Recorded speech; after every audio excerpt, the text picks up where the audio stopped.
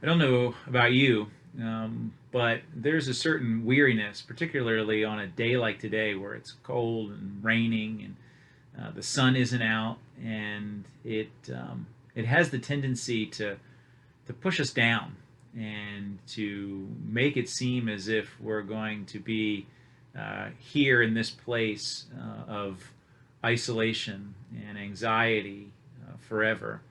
And it's there where the second half of Psalm 105 was particularly encouraging to me today. Now, at first glance, it you might not see it.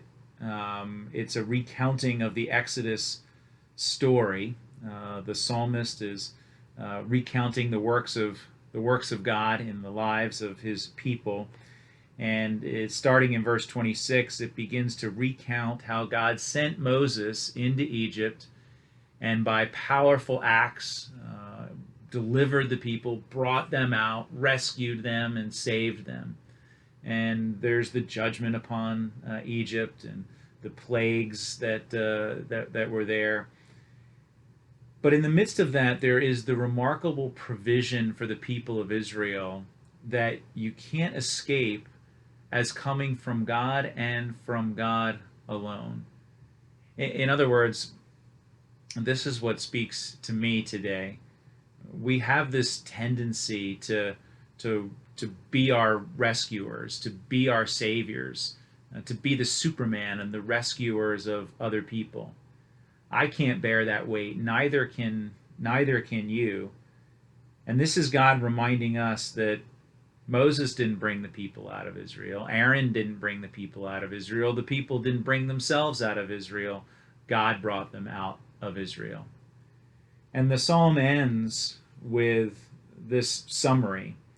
So God brought his people out with joy, his chosen ones with singing, and he gave them the lands of the nations, and they took possession of the fruit of the people's toil, that they might keep his statutes and observe his laws. Praise the Lord. And in that ending, you see a little bit of what you see in the preface to the Ten Commandments. If you go back and look at Exodus chapter 20, you see how God begins the Ten Commandments in a peculiar order. These are the commandments that God expects his people to keep.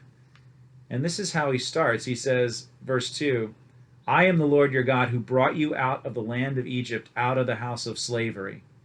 And then he gives them the commandments. And it's the same way it sounds in Psalm 105. First, he brings them out of slavery and oppression.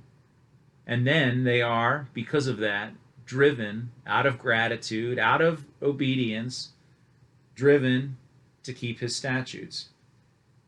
They took possession of the fruits of the people's toil that they might keep his statutes and observe his laws.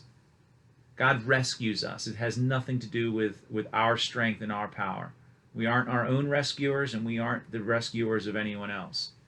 And as a result of that, we look in faith to him, obedience to his commands, gratitude for what he has done, and praise for his name. Have a great day.